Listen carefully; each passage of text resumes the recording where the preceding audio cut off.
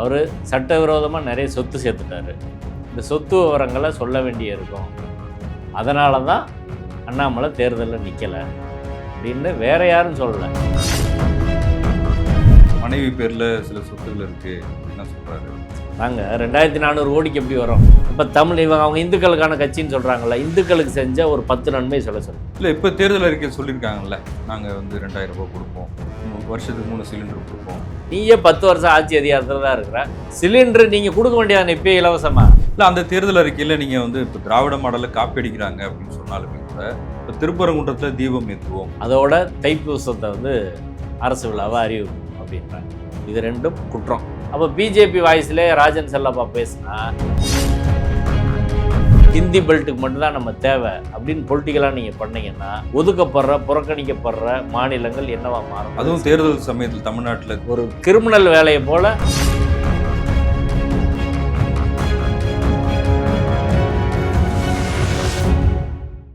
South beat அன்பு உறவுகளுக்கு வணக்கம். நான் ஃபெலிக்ஸ் இன்பவொளி. இந்த நேர்காணலில் நாம் சந்திக்க இருப்பவர் வழக்கறிஞர் திரு வாஞ்சிநாதன் அவர்கள். வணக்கம். வணக்கம். ஜீரோ பிஜேபி அப்படின்னு சொல்லி நீங்கள் ஒரு குழுவாக செயல்படுறீங்க அப்படின்றத அறிவிச்சிருந்தீங்க. அதில் மூத்த பத்திரிகையாளர்கள், வழக்கறிஞர்கள், பொருளாதார நிபுணர்கள்லாம் இருக்கிறாங்க. இப்போ அண்ணாமலை அதுக்கு ஒரு விமர்சனத்தை முன் வச்சுருந்தார். இவங்க எல்லாம் வேலை இல்லாதவங்க, இவங்கெல்லாம் சேர்ந்து என்ன பண்ண போகிறாங்க அப்படின்னு சொன்னார். அதையும் தாண்டி திமுகவோட கைக்கூலிகள் இவங்க, திமுகவுக்காக வேலை செய்கிறாங்க அப்படின்ற ஒரு விமர்சனத்தை முன் வச்சார். இப்போ 27 இடங்களில் பாஜக நேரடியாக நிற்கிறாங்க. மொத்தமாக கூட்டணி கட்சியோட சேர்த்து பார்த்தா தாமரை சின்னம் 40 இடங்களில் தமிழ்நாட்டில் நிற்கிறாங்க. பொதுவாக இவங்க பிஜேபியை காமிச்சு பயன்படுத்துகிறாங்க, பூச்சாண்டி காட்டுறாங்க, பாஜக வந்துடக்கூடாதுன்னு திமுக ஆதரவு பேசுகிறாங்கன்ற விமர்சனங்களும் ஒரு பக்கம் இருக்குது. எப்படி பார்க்குறீங்க? அண்ணாமலை என்ற நபர், அவர் இந்த கருத்துக்களை பேசுவதற்கு தகுதியான நபரா அப்படின்னு பார்க்கணும். அவங்க கட்சியிலே சீட்டு கொடுக்காம வைக்கப்பட்ட நபர் தான் அண்ணாமலை. அண்ணாமலை ஏன் தேர்தலில் போட்டியிடல? நீ பிஜேபி ஜெயிக்கணும்னு நம்பிக்கை இருந்தால் அண்ணாமலை தேர்தலில் போட்டிட்டு இருக்கலாம்ல, ஏன் போட்டி போடல? அவங்க கட்சியிலேருந்தே ஏகப்பட்ட விமர்சனங்கள் வருது. என்ன வாய்ப்பு கொடுக்கல? வாய்ப்பு கொடுக்கலன்னு அவர் வேணான்னு அவர் சொன்னதாக அவர் சொல்கிறாரு. வாய்ப்பு கொடுக்கலையா, வேணான்னு சொல்லிட்டாங்களான்றது இதுவரை தெளிவான பதில் கிடையாது. ஒன்று. ரெண்டாவது, அவர் சட்டவிரோதமாக நிறைய சொத்து சேர்த்துட்டாரு. இந்த சொத்து விவரங்களை சொல்ல வேண்டிய இருக்கும். அதனால தான் அண்ணாமலை தேர்தலில் நிற்கலை அப்படின்னு வேற யாரும் சொல்லலை. அவங்க கட்சி ஆட்கள் தான் சொல்கிறாங்க, சோசியல் மீடியாவில் போடுறாங்க. அண்ணாமலை சோசியல் மீடியாவில் ஒரு குரூப் வச்சு வேலை செய்கிறாரு. அவங்க கட்சியில் இன்னொரு டீம் அவருக்கு எதிராக வேலை செய்யுது. மாறி மாறி. இப்போ மாரிதாஸ் அண்ணாமலைக்கு எதிராக எத்தனை விஷயம் போட்டிருக்கிறாரு. அவரும் பிஜேபி ஆதரவாளர் தான். அஸ்வத்தாமன் எவ்வளோ போடுறாரு ரெகுலராக. இப்போ அவங்க வைக்கிற குற்றச்சாட்டு மக்கள் மத்தியில் அண்ணாமலை இதுவரை செயல்பட்டது அப்படி பார்த்துட்டா, அந்த வாட்ச் சொன்னார்ல பில் தரேன்னு, இன்னைக்கு வரை அது கொடுக்கல. ஒன்று. நண்பர் வாங்கி கொடுத்தாருன்னு சொல்லிட்டாரு. பில்லு கொடுங்கன்னு தானே கேட்குறோம். ஒன்று. ரெண்டாவது, கோயம்புத்தூரில் ஒரு 8 ஏக்கர் இடம் வாங்கினார் அப்படின்னு சொல்லி மையமான ஒரு பகுதியில் வாங்கினார்னு சொன்னதுக்கான முழு விளக்கம் அவரால் கொடுக்கப்படல. பெங்களூரில் ஒரு கம்பெனி கிட்டத்தட்ட ஒரு அப்பார்ட்மெண்ட் 9 கோடி கட்டி விற்கிறார். இது வெளிப்படையாக வந்துச்சு. அந்த கம்பெனியோட அந்த ரியல் எஸ்டேட் கம்பெனியோட ஒருத்து கிட்டத்தட்ட 2400 கோடி அப்படின்னு வந்துச்சு. அதற்கு இதுவரை ஏதாவது விளக்கம் சொல்லியிருக்காரா? எதுவுமே சொல்ல கிடையாது. இப்போ எந்த பொறுப்புலையும் இல்லாத அண்ணாமலை இதுவரை எந்த ஒரு கவுன்சிலரை கூட அவர் இருந்தது கிடையாது. இவ்வளோ பணம் அவருக்கு எப்படி வந்துச்சுன்றதுக்கான விளக்கம் அவர் சொல்லலை. ஹெலிகாப்டரில் போகிறாரு, வராரு. இப்போ நீங்கள் ஒரு ஐபிஎஸ் ஆஃபீஸராக ஒரு 2 லட்ச ரூபா சம்பளம் வாங்கியிருப்பார். அதை வச்சு இவ்வளோ வாங்கிட முடியுமா? அப்போ முறைகேடான முறையில் சேர்த்தாத்தான் அவர் சொத்து இப்படி வாங்க முடியும். ஒன்று பண்ணுறோம், மனைவி பேரில் சில சொத்துக்கள் இருக்குது அப்படின்லாம் சொல்கிறாரு. அதாங்க 2400 கோடிக்கு எப்படி வரும்? நீ 9 கோடிக்கு விற்காதுன்னா அதுக்குரிய இன்வெஸ்ட்மெண்ட் பண்ணணும். பெங்களூர் லேண்ட் அப்படி வாங்க முடியுமா? ஒன்று. ரெண்டாவது, ஆருத்ரா கோல்டு பிரச்சனை வந்துச்சு. அப்போ பிஜேபியில் உள்ள விளையாட்டு பிரிவுலேருந்து ஒரு நிர்வாகி ராஜினாமா பண்ணார். எங்கள் கட்சி லீடர்ஸ் எல்லாம் இதில் இன்வால்வ்டு. அது கிட்டத்தட்ட ஒரு 2600 கோடி ரூபா மக்கள் பணத்தை கொள்ளையடிச்சாங்க. அந்த பிரச்சனையில் அண்ணாமலை பேர் சொன்னாங்களா இல்லையா? பிஜேபி நிர்வாகிகள் நிறைய பேர் சொன்னாங்களா இல்லையா? பிஜேபி நிர்வாகியை அரெஸ்ட் பண்ணாங்களா இல்லையா விளையாட்டு பிரிவில் இருந்து? அந்த பிரச்சனையிலே அவர் பணம் வாங்கியிருக்கிறார் அப்படின்னு குற்றச்சாட்டு வந்துச்சு. இப்போ வந்த கொஞ்ச நாள்லே பொது வாழ்க்கையில் எந்த நேர்மையும் இல்லாத அண்ணாமலை அவர் ட்ரிக்கு மாதிரி சில விஷயம் பண்ணுவார். சாட்டையில் அடிச்சுக்கிறது, அப்படி பேசுறது, இப்படி பேசுறது, அப்படி பேசுவார், மாறி மாறி பேசுவார். இதே ஏடிஎம்கே எடுத்து தீவிரமாக அவர் தான் பேசினார். எடப்பாடிக்கு என்ன தகுதி இருக்குன்னு பேசினார். இன்றைக்கி அவரை போய் ஆதரித்து அவர் பிரச்சாரம் பண்ணிகிட்டு இருக்காரு. அப்போ அரசியலில் ஒரு நிலைப்பாடு கிடையாது, சொந்த வாழ்க்கையில் நேர்மை கிடையாது, அரசியலில் நேர்மை கிடையாது. அவர் பொது வாழ்க்கையில் எந்த லாபமும் இல்லாமல் செயல்படக்கூடிய நபர்களை பார்த்து இப்படி ஒரு விமர்சனம் வைக்கிறது ஏற்புடையது அல்ல. நீதிபதி ஹரிபரந்தாமன் மேலே அவர் அரசியல் ரீதியாக பிஜேபி எதுக்குறாருன்றது தவிர அவர் வழக்கறிஞர் தொழிலோ நீதிபதி பொறுப்பிலோ ஏதாவது ஒரு குற்றச்சாட்டு சொல்ல முடியுமா? இதுவரை யாராலும் சொல்லியிருக்காங்களா? பிஜேபி எதிர்த்தா வேலை இல்லாதவங்களா? பரகல பிரபாகர் அவர்கள் மீது வேற ஏதாவது அவங்க நிதியமைச்சரோட கணவர், சரிங்களா? நிதியமைச்சரோட கணவர்ன்றது இன்னைக்கு அவர் எத்தனை லட்சம் கோடியும் சம்பாதிக்க முடியும் அந்த பக்கம் சார்ந்து போனால். பிஜேபி சார்ந்து போனால் என்ன வேணாலும் பண்ணலாம்ல. ஆனால் அதையெல்லாம் அவர் ஒதுக்கிட்டு குடும்ப முரண்பாடுகளை தாண்டி பொதுவெளியில் வந்து பிஜேபியை இன்றைக்கி தீவிரமாக எக்ஸ்போஸ் பண்ணுறதுல முக்கியமான ஒரு நபர். குறிப்பாக தேர்தலில் மோசடி, எஸ்ஐஆர் மோசடி, 2 விஷயத்தையும் இந்திய அளவில் சரியாக எக்ஸ்போஸ் பண்ணக்கூடிய நபர் அவராக தான் இருக்கிறார். அவர் எதுக்கு இந்த வயசான காலத்தில் ஊர் ஊராக போய் அதை பேசணும்? இப்போது ஒரு அரசியல் சட்டத்தை காக்கணும், நாட்டை காக்கணும் அப்படின்ற அடிப்படையில் தான் வந்து செய்கிறோம். இப்போ எங்களை போல நபர்களுக்கு வந்து கட்சி பிரச்சனை கிடையாது. இப்போ திருப்பரங்குன்றம் பிரச்சனையில் இறங்கி செய்கிறோம். ஸ்டெர்லைட் பிரச்சனையாக மக்களோடு இறங்கி வேலை செய்கிறோம். அண்ணாமலை அப்படி என்ன வேலை பார்த்துருக்காரு சொல்லுங்கள்? ஏதாவது மக்களோட இறங்கி ஏதாவது போராட்டம் பண்ணியிருக்காரு அவர்? நாங்கள் திமுகவை விமர்சனம் பண்ணியிருக்கோம். திருப்பரங்குன்றம் பிரச்சனையில் திமுக விமர்சனம் பண்ணலையா? எந்த கட்சி தவறு பண்ணாலும் விமர்சனம் பண்ணுறோம். பிஜேபின்றது உண்மையான ஒரு பேராபத்து அப்படின்னு நம்ம சொல்கிறோம். பிஜேபி தானே சிஏஏ சட்டம் கொண்டு வந்துச்சு. இன்றைக்கி பிஜேபி தானே டீலிமிட்டேஷன் கொண்டு வராங்க. இப்போ தென் மாநிலங்களோட நிலைமை என்ன? 24.3% பங்களிப்பிலிருந்து 20% பங்களிப்பாக மாறுது. அப்போ தென் மாநிலங்கள் இல்லாத ஒரு இந்தியா அப்படின்றது உருவாக போகுது. இவங்க நத்திங்கின்னு மாறப்போகிறோம். அப்போ செகண்ட் கிளாஸ் சிட்டிசனாக நம்ம மாறப்போகிறோம். இப்படி ஒரு மோசமான ஒரு திட்டத்தை பிஜேபி தவிர யார் செய்வாங்க சொல்லுங்கள்? இதை செய்ய வேண்டிய அவசியம் தேவை என்ன? எதுக்கு இப்போ தண்டனை கொடுக்குறாங்க?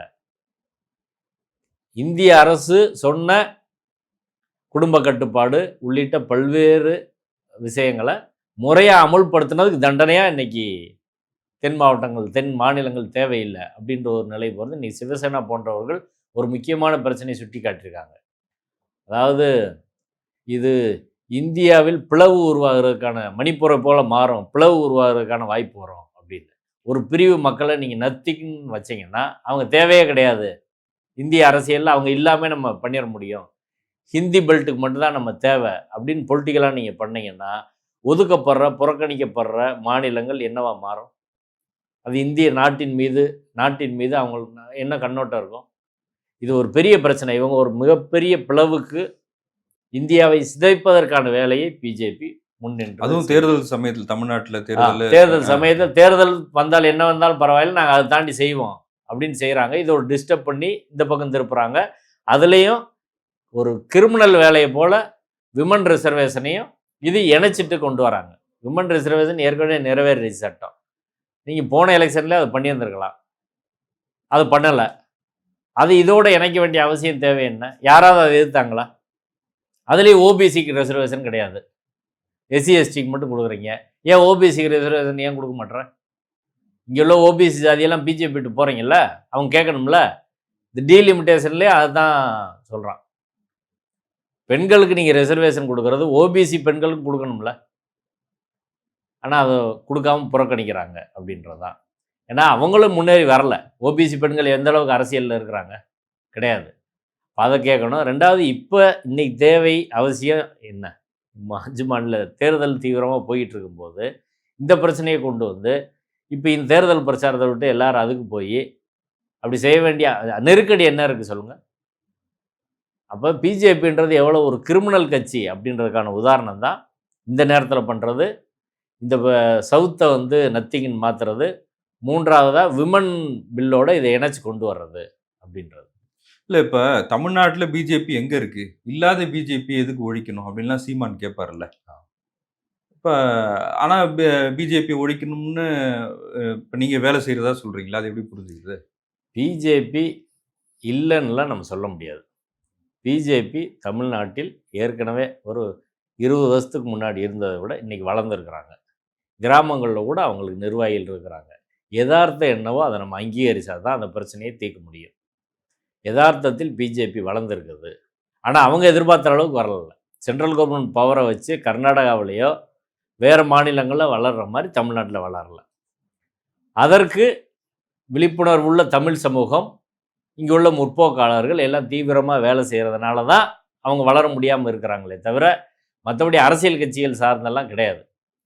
இப்போ அடிப்படையில் பிஜேபியோட அபாயத்தை நம்ம சொல்லிக்கிட்டே இருக்கிறோம். பிஜேபி மற்ற கட்சியிலிருந்து எந்த வகையில் மாறுபட்டது அப்படின்னா, அவங்க அடிப்படையில் ஒரு பாசிச கட்சியாக இருக்கிறாங்க. பார்ப்பனியம் அவர்கள் வழிநடத்தக்கூடிய கொள்கையாக இருக்குது. நாட்டை பிளவுபடுத்துறது அவங்க வேலையாக இருக்குது. இப்போ காங்கிரஸ் கட்சியிலேருந்து யாராவது ஒரு இஸ்லாமியர்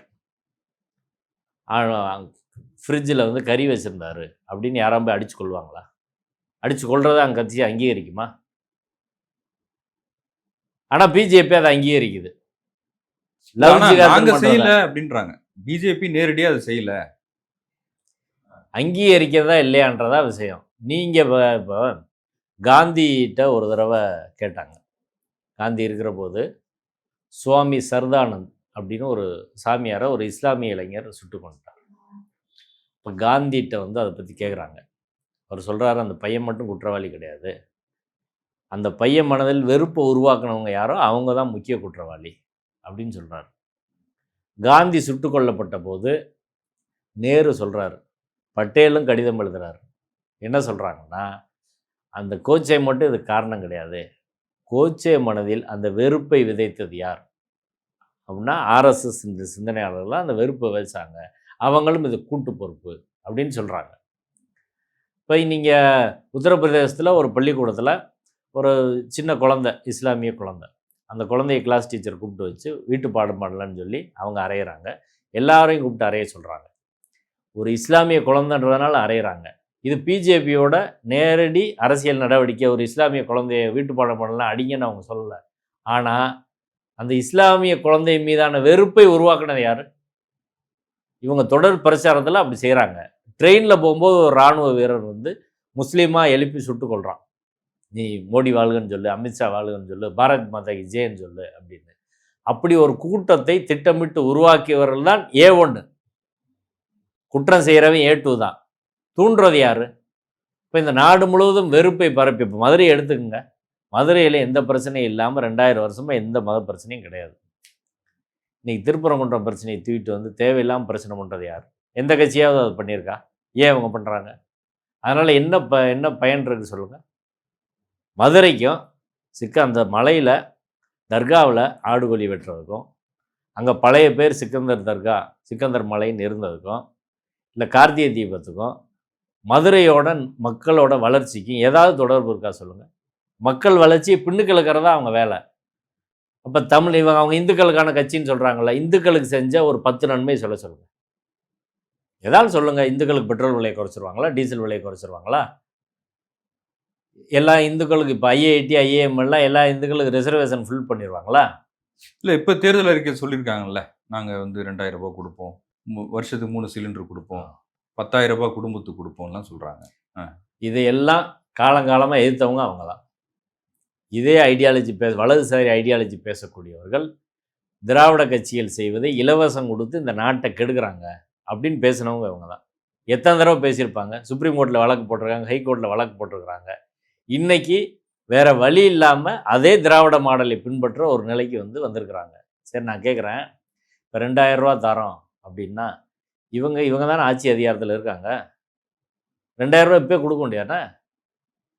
இந்த 10 வருஷம் அவங்க தானே இருக்கிறாங்க.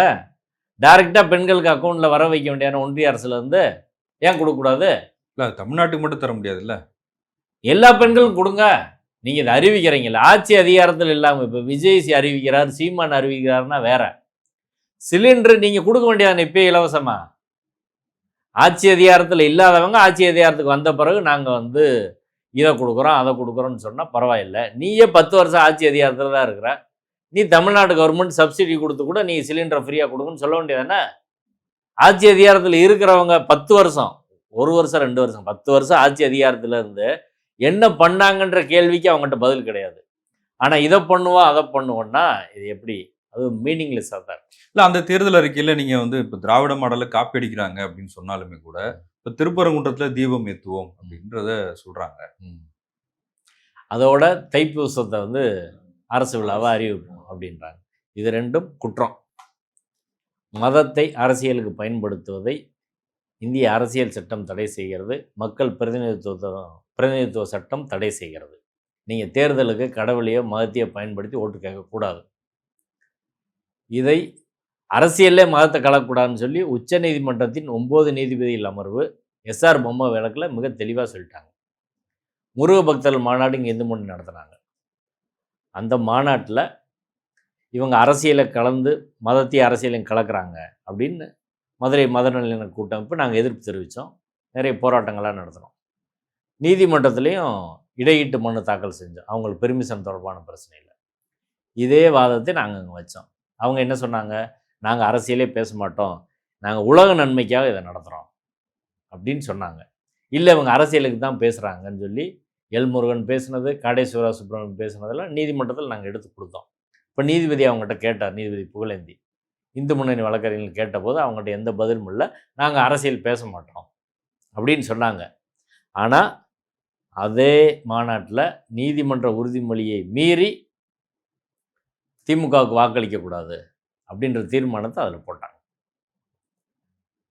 ரெண்டாவது, அதுக்கு நான் ஒரு புகார் கொடுத்து மதுரை அண்ணா நகர் காவல் நிலையத்தில் அண்ணாமலை மேலே எஃப்ஐஆர் இருக்குது, நயினார் நாகேந்திரன் மேலே எஃப்ஐஆர் இருக்குது, ஆர்எஸ்எஸ் தலைவர்கள் மேலே எஃப்ஐஆர் இருக்குது.